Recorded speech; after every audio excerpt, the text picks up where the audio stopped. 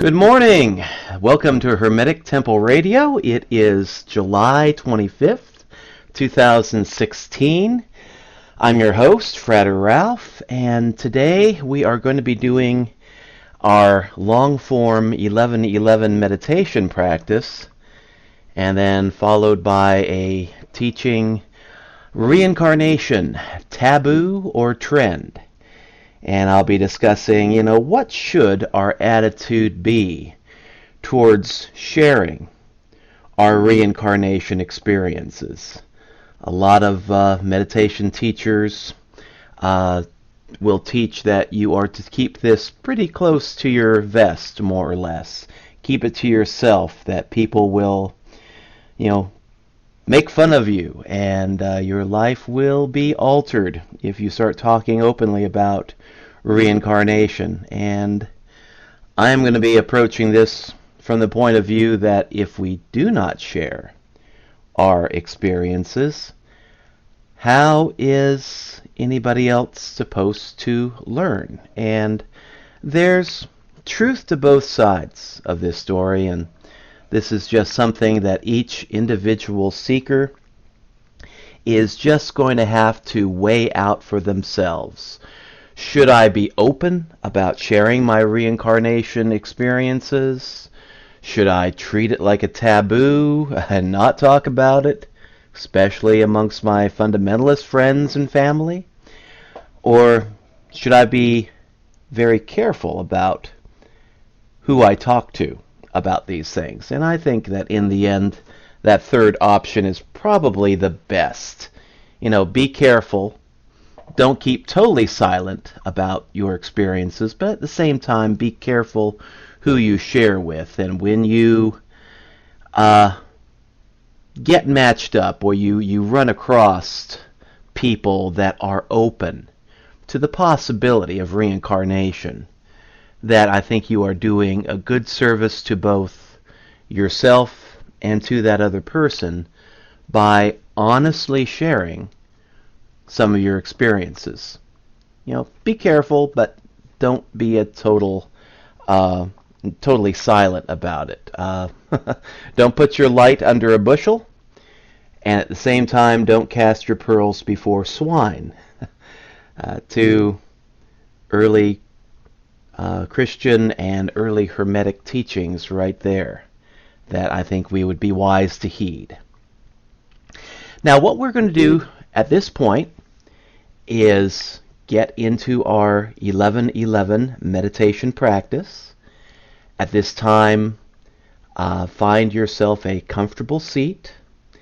And again, if you are currently driving a car or operating any kind of heavy machinery, this is a meditation that we are doing that encourages the seeker to go into an altered state of consciousness, or at the very least a relaxed state of consciousness.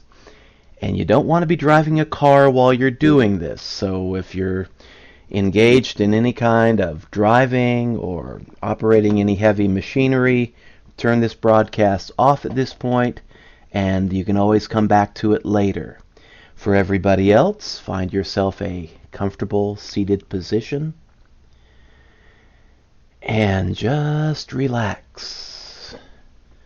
Find a position where you are going to be comfortable for the next 40 minutes.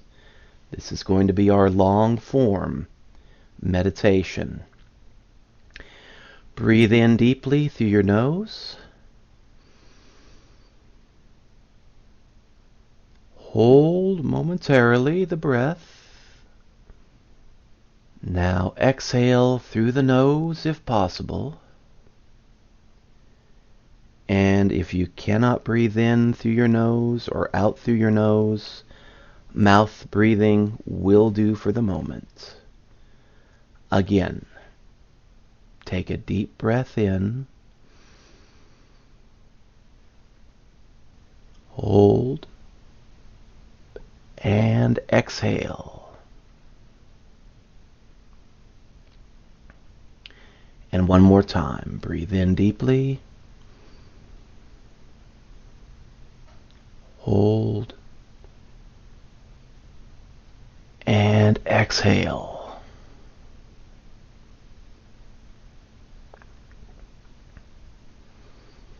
And now we will begin chanting our mantra, OO, the vowel sound OO.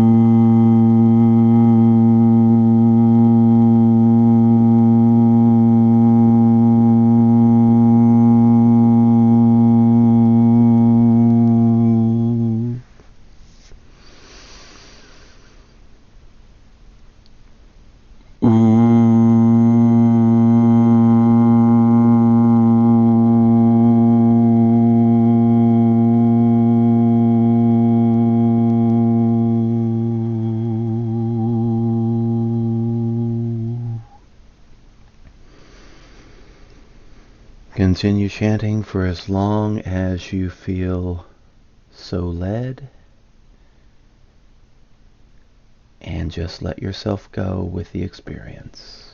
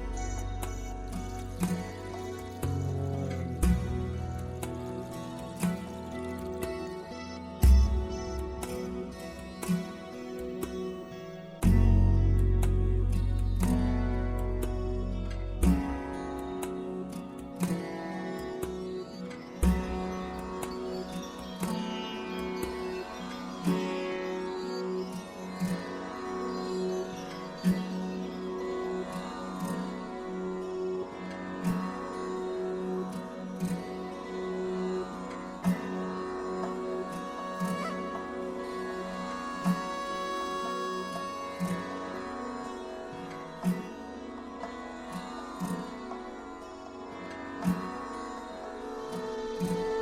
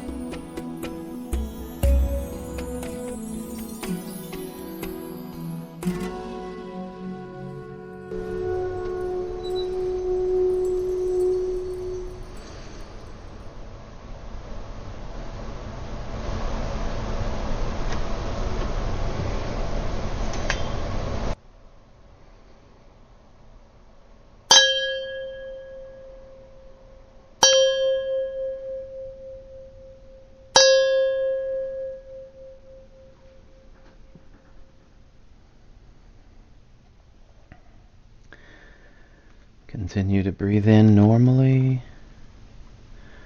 Gradually open your eyes. Smile. Return to normal, awakening consciousness. Give folks a minute to stretch.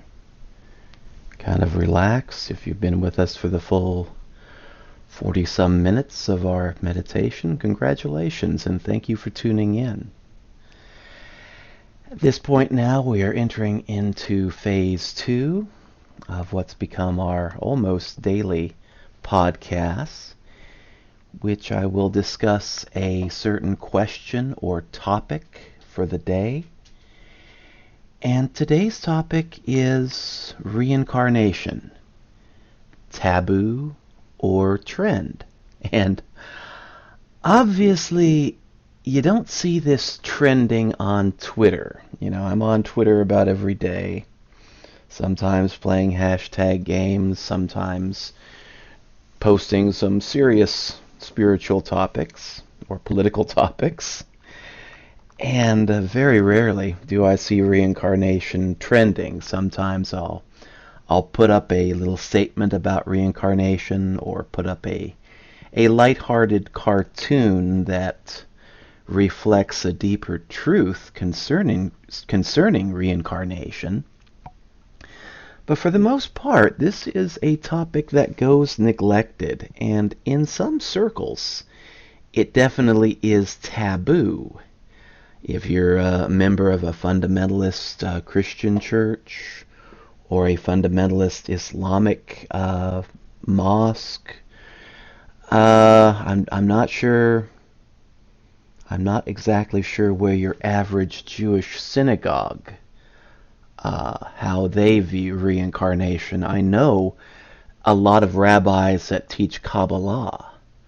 I have listened to some very good presentations from those rabbis concerning reincarnation, and it's something that they speak openly about. And I applaud that. But for the most part, if you're a member of a fundamentalist religious sect, you know, by any name that teaches that you're born once, you live once, you die once, and then at the end of that period of a lifetime, whether it's 80 years or 80 minutes, your eternity is determined, and it's heaven or hell. You better not screw up because God's watching you, buddy. And I do not accept that. I found that hard to accept when I was growing up as a rather conservative Catholic. And when I left the Catholic Church and went into the fundamentalist Protestant area and became active in those churches, I could not accept that teaching that whether you're born, you know, and you live a total of 80 minutes or 80 years, that God is going to give you an eternal reward or an eternal punishment based upon temporal offenses or temporal virtues. That how can you screw up so grievously in just a few years to warrant being damned for all eternity? What kind of a just God would do that? It just does not make sense. And that's where I began to become more open to teachings like reincarnation. And if you pay attention to the polls and to what modern researchers are saying concerning reincarnation, you find that actually those of us who believe in reincarnation, we're not as alone as we think. I was doing some research a couple years ago and noticed a poll that said 25% of Americans believe in reincarnation, either believe that it is something that they believe in as a fact, or something that they believe in as a possibility, that they're willing to entertain it, as a possibility. And so that means, that's up quite a bit. It's pretty good for Western countries. In the East, they're probably shaking their heads at us and thinking, well, how can you be uh, so dense on that? I think the populations there probably it's just reverse. 75% would believe in reincarnation, and maybe 25% would say, nothing to it. It's just a bunch of hogwash. But we live in a time in which serious scientific research has been done in the area of reincarnation. There's two researchers that I've looked into. One, Dr. Ian Stevenson, who did a lot of good research into the past lives of children. And I like to quote a little bit of Dr. Stevenson's work because according to what he said in documentaries, when he first got into the study of reincarnation, he was in the camp that says, if you believe this stuff, you have to be crazy. He definitely, in the beginning, was not that open-minded to it. He was open-minded enough to begin some serious research to try to figure out, okay, what is going on with these people that talk about past life experiences. But the more he got involved in his research and studied the case studies of children who were 6, 7, 8 years of age, children who had not yet been taught a great deal in school about history, children who didn't know a lot about World War II and were not raised in families that had a conscious history of that time period or other past time periods. And this doctor sat down and chatted with several children who claimed to have past life memories, some who were remembering events from a generation or 2 or 3 previous to their physical birth. And this was information that their parents had no knowledge of. The parents were not publicity seekers. The parents were not trying to make a name for themselves.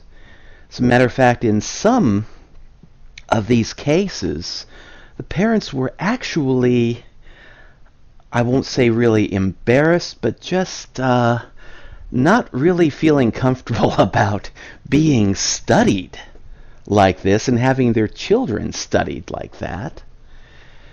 But, they were open to the research because, they knew something weird was going on with their child.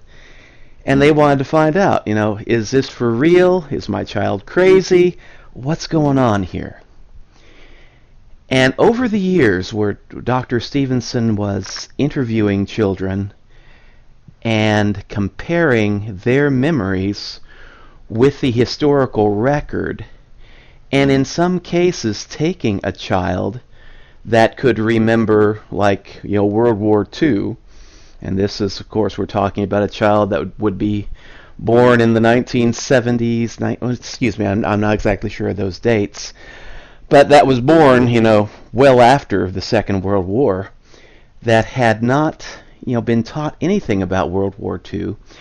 He would go the extra mile and he would try to find the buddies that the child could remember, people that they were friendly with during the Second World War, shipmates, comrades in arms. And he would match the children up with the survivors who could remember that time period. And even the survivors, after talking with the child who claimed to have past life memories, claimed to have been a friend of the person, say a 6-year-old child claiming to have knowledge of a personal, intimate knowledge of a person that they had never met in this lifetime, who is 80 and 85 years of age. Even those people would say there is definitely something to this phenomenon. A lot of times they wouldn't come right on out and say, yes, this child is a reincarnation of my good buddy Bob, who died, shot down over the Pacific Ocean during World War II. But they would definitely say, yes, there's no way that this child should be able to have these memories. And I mean, he is right on the mark with everything, even being able to recall nicknames of their past comrades. And so after a few years of studying reincarnation, Dr. Ian Stevenson, who once said you have to be crazy to believe this stuff, flipped and just said, after you look at all the evidence as I have, you have to be crazy not to accept reincarnation. And I think that's a pretty good witness, and Dr. Stevenson, of course, has his supporters and his detractors. And of course, anytime you're dealing with a topic like reincarnation, you're going to find that to be true. You're going to find there are people who believe in it, and it's easy to talk with them about it, and it's easy to share your own personal experiences with them and let them act like a sounding board. And then there are going to be other people that, it's just going to be like casting your pearls before swine. They will trample them underfoot and then turn to attack you. And there's another doctor, he's not a doctor, but Todd Murphy, who I've heard about some of his work via YouTube videos. And Todd Murphy is a behavioral neuroscientist whose field of research is Darwinian evolution. And he has come to accept reincarnation, and he's even worked out a scientific theory that he refers to as Darwinian reincarnation, in which he says that we have thousands of years of anecdotal evidence of reincarnation. If you study the ancient Greeks, you study ancient cultures of India and other ancient cultures around the world, as well as modern day studies, as did Dr. Stevenson. And Todd Murphy's attitude on this is that you have to be arrogant beyond words to just reject all this information, just thousands of years of case studies that can be gleaned from the historical record and from case studies in the modern age. And he has come to the understanding that yes, reincarnation is a given. We should accept it as such. And he has taken it to the next level of trying to understand the significance of reincarnation in human evolution and the evolution of consciousness and awakening. And so right there, two very good researchers, one a doctor and one a behavioral neuroscientist, who agree that there is definitely something to this stuff. Now, even with all that, talk about reincarnation is not mainstream. You can find nice videos about it. You can find internet radio presentations and YouTube videos such as this, and hear it being discussed more or less openly. But no, it's definitely not a trend, and I don't think we'll see it being a trend, for the next few years. I may be wrong on that, but I don't really anticipate seeing it being a trend. But nor do I think it should be taboo. Now, in some circles, yes. If you're still in a rather closed, fundamentalist type organization, be it church or scientific, because there are fundamentalist scientists that reject the spiritual because they can't quantify it. There's a lot of folks out there who are materialists. People in organized religion who are pretty strong materialists. If I can't see it, touch it, smell it, measure it in some way, it doesn't exist. And of course, that describes a lot of our modern scientists too, just strict materialists. And in an age of materialism, something like reincarnation that, unless you study it deeply, most people feel it's hard to prove.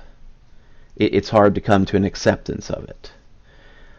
You have to be careful who you talk to. So if you're a member of a fundamentalist church or a university, an institute of science and technology, where people are looked down upon for sharing these stories and talking about these things, and where your career and your professional life might actually be held in jeopardy for speaking openly about these things, you may want to be very careful in talking about reincarnation.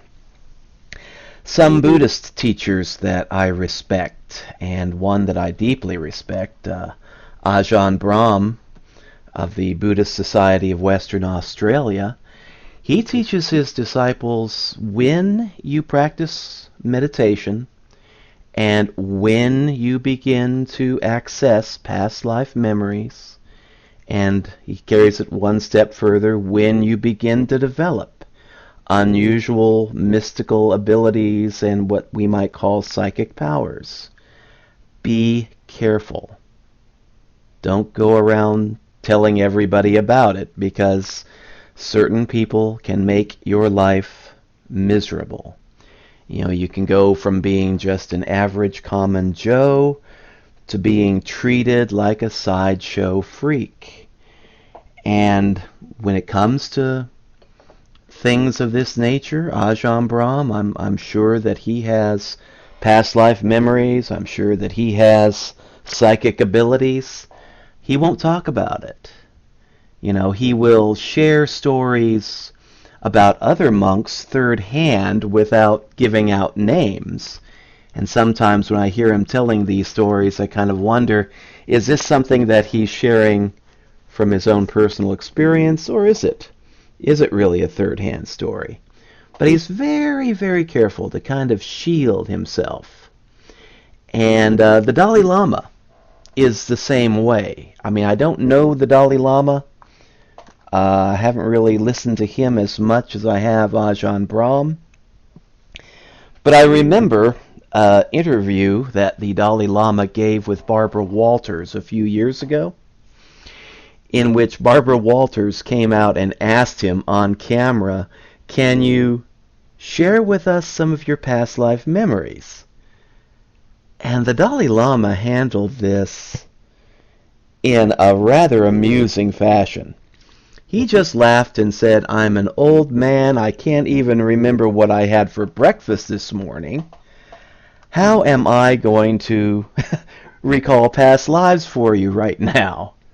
And he just treated it as kind of not, I won't really say a complete joke, but he just dismissed it by saying, "I can't even remember what I had for breakfast. How am I going to recall past lives?" And Barbara Walters let that go, and they moved on to something else. Now, does that mean that the Dalai Lama really cannot remember past lives, not even bits and pieces and fragments of past lives? I kind of doubt it. And it's interesting. Another spiritual teacher said, we live in a day and age where the Dalai Lama cannot remember past lives, but Shirley MacLaine can. And kind of made light of the whole situation in that way. But what I'm thinking is going on is that folks like, Ajahn Brahm, the Dalai Lama, and other high-profile Buddhist teachers are choosing consciously to remain silent about reincarnation, because they know that even if you tell your entire past life story to the entire world, not everybody's going to believe it. Reincarnation, past life memories, it's a thing where the proof is in the pudding, and you almost have to eat the pudding in order to know the truth. If you have lived before, And when you begin to remember your past life memories, for you, after a while, after you've come to accept it, for you, those past life memories, they are pretty convincing evidence for the topic of reincarnation, the reality of reincarnation. But when you go out and you start telling your friends, your coworkers, your minister, your rabbi, the folks at your church, synagogue, or temple, and you start sharing these things with them, they're going to look at you like you crawled out from under a rock. You will be ridiculed. Your story will be dismissed. And you will be treated like a sideshow freak. By some of them, not by all. Let's say maybe in our Western world, 75% of the people that you encounter will ridicule and not accept and just dismiss it. And so it's not a very open world that we live in yet when we talk about things like reincarnation. Now, I respect the teachings of Ajahn Brahm and the Dalai Lama that tend to say, okay, don't talk about this too openly, because you run the risk of being ridiculed. You can't prove it with scientific, materialistic evidence. They're nothing more beyond anecdotal stories that, somebody like Dr. Ian Stevenson or behavioral neuroscientist Todd Murphy will take seriously, but stuff like your next door neighbors will not. And I think, okay, that is good advice seen from one perspective. But there's another perspective, too, that we need to carefully consider. And that is, if we cave into the pressure of not talking about our past life memories, not sharing some of the discoveries that we've made through meditation and contemplation, then how is it that other people are going to be encouraged to try to come to a knowledge of these things?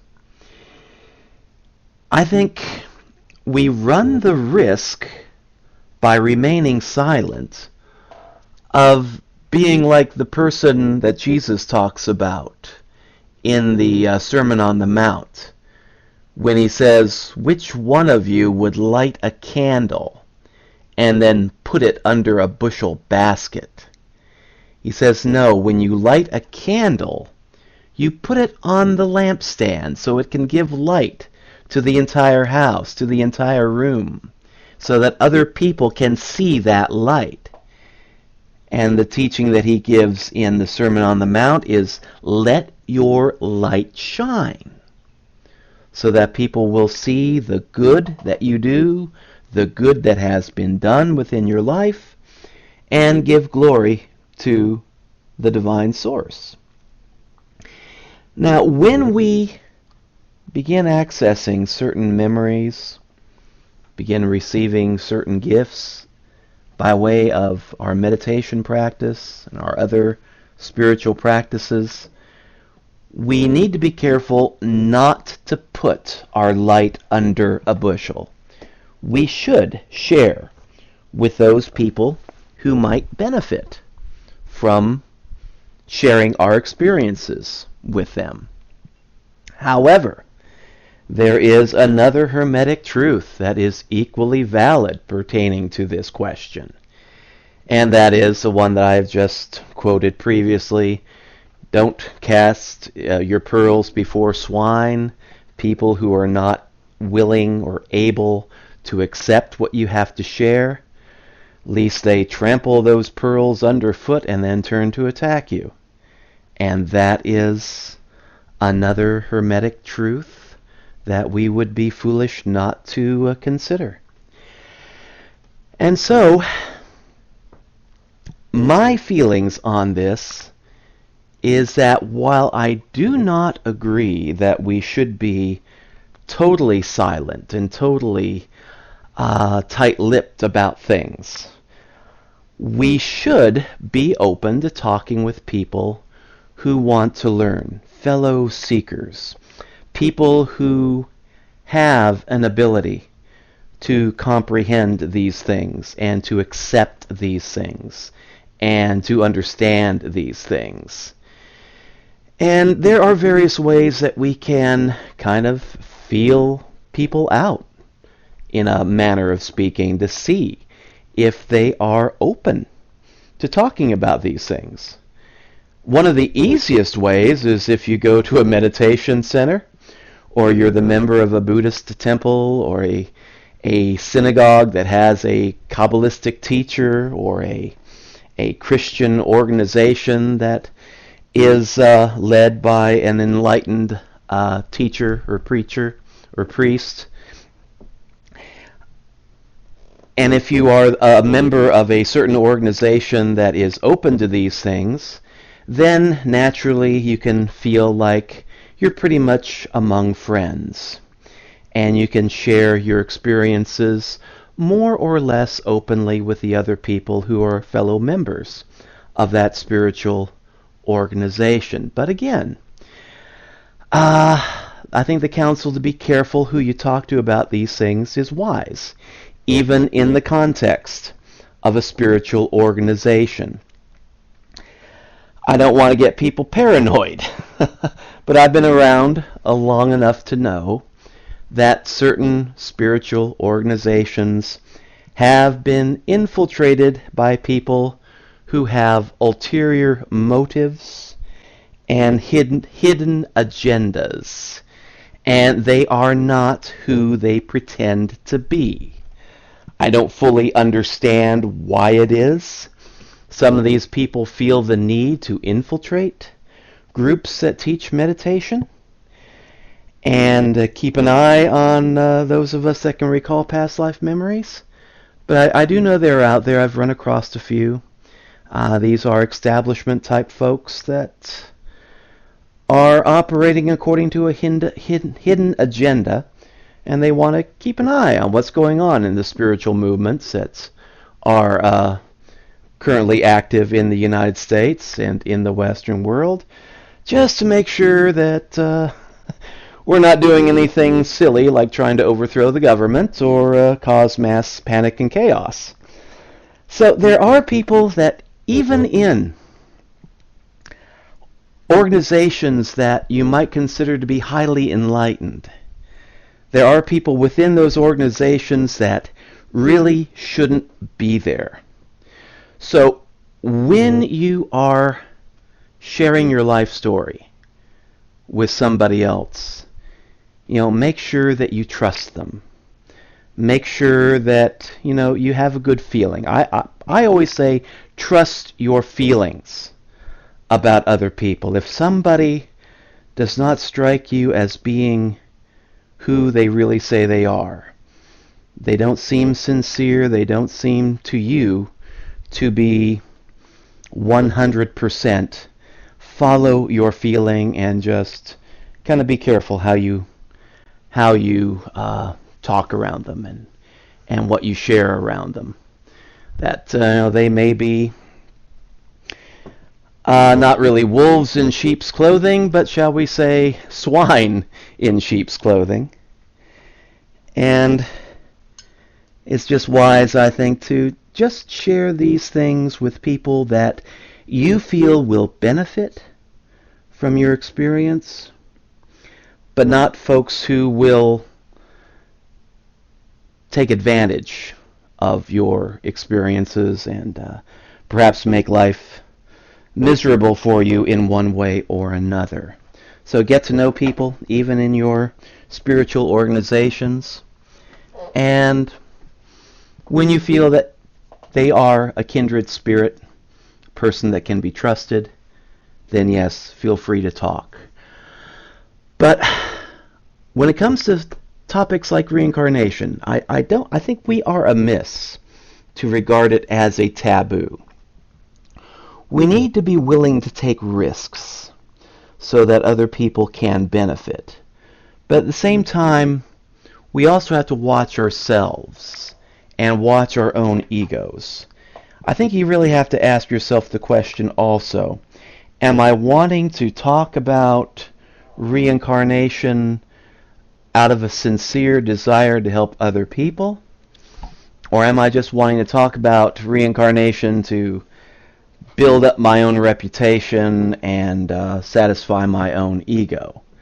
You know, if you're wanting to write a book about reincarnation, like I have lived before and I was Jesus of Nazareth or I was Napoleon Bonaparte, you may want to be careful about talking about reincarnation, not necessarily because other people are going to think you're nuts. That's a given. 75% of the population is thinking this is lunatic fringe stuff anyway. But because you're probably doing it for the wrong reasons. If you're doing it to build up your own ego, to build up your own glory, then I would say keep quiet about it until you've grown up a little bit. Now, if you're wanting to talk about this out of a sincere desire to help other people, and I think when reincarnation becomes less of a taboo and more of a common topic for discussion around the dinner table, then our world will be a better place. People will be more at liberty to grow spiritually. And the only way that we can break through this taboo nature when it comes to reincarnation is to stop treating it like a taboo subject. Feel free to discuss it amongst your close friends, amongst the people that you know in your spiritual meditation groups, things of that nature.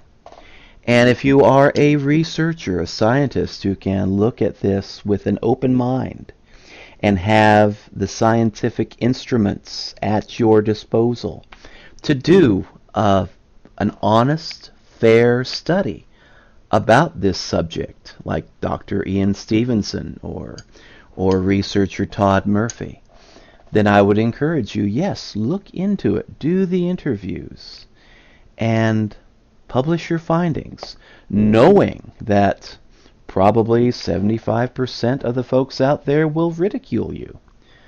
But we have a growing number of people out there who are open to this subject, who have begun to recall their own past life memories. And some of them probably sitting out there right now, kind of concerned, kind of frightened, not knowing who they can talk to, wondering, in the back of their mind, am I crazy for having these memories? What is going on? Am I possessed? And these are some very real feelings that folks have. And if we keep totally silent about these things, other people who are beginning to remember these things are going to feel all the more alone, all the more isolated, all the more confused and just uncertain about who to trust.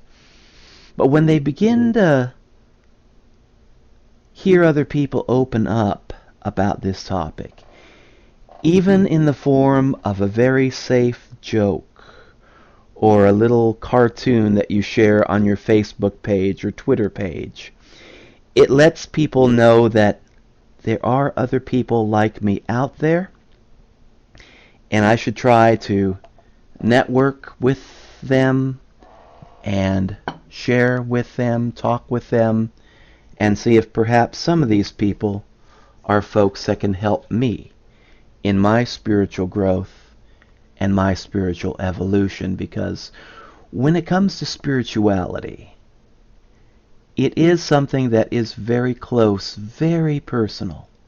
Something that, we don't engage in as a spectator sport. It's a very intimate thing, our connection with spirit. But at the same time, it's not something that we do totally alone. We need the help of other people, especially, in the opening stages of our spiritual growth and spiritual evolution. As human beings, we are social beings, and we are not designed to keep all this stuff to ourselves and just hold everything in. We have the tendency, the need, the desire to have friends, to have fellows that we can talk to, that we can relate to on all levels, including the level of reincarnation and other spiritual topics. And so if you're a solitary practitioner that is just trying to keep all this stuff to yourself, my advice is don't remain locked in the closet forever. Yes, be careful who you talk to, but don't keep everything to yourself. And consider well the two Hermetic sayings. Cast not your pearls before swine, but at the same time, do not hide your candle beneath a bushel basket. It's not good for you, and it's not good for the rest of the race. When we make spiritual advances, we don't just do it to benefit ourselves. There is a benefit that the rest of the human race also feels. And the more we are willing to take certain risks and step out on faith, as it were, by exposing ourselves to the right people and being open and honest about these experiences with the right people, the greater service we do to our fellows. That's all I have to say on this topic for today.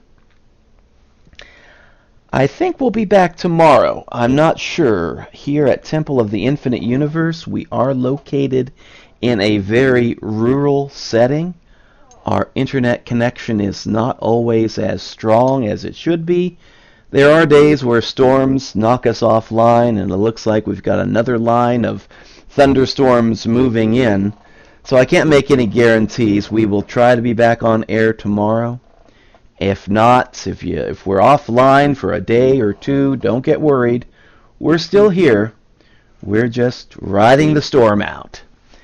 So we'll be back tomorrow if we can. If not, it'll be Wednesday or Thursday or Friday. But until we meet again, thank you for tuning in, and may you have a blessed day of spiritual discovery, wherever you are and whatever you're doing.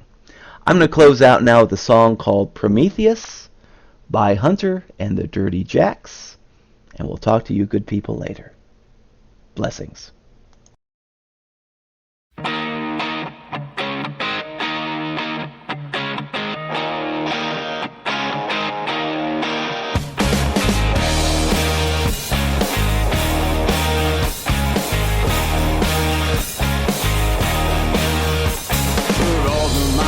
It's just been dark at night. Once the sun goes down, there's no more heat and no light. But the cold outside, it only chills through the bones. So I walk under the limb instead of sleeping alone. Off in the distance, my heart felt the glow upon the mountain of knowledge where it's forbidden to go.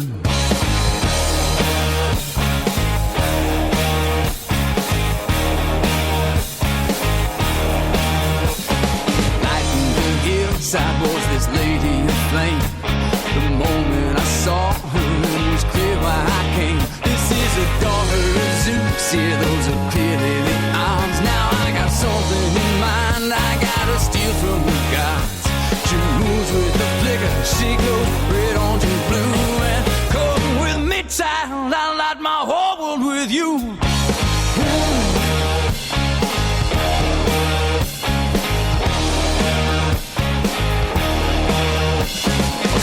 Started brewing as we ran down the hill. It's gathering the darkness with a pissed off God's will.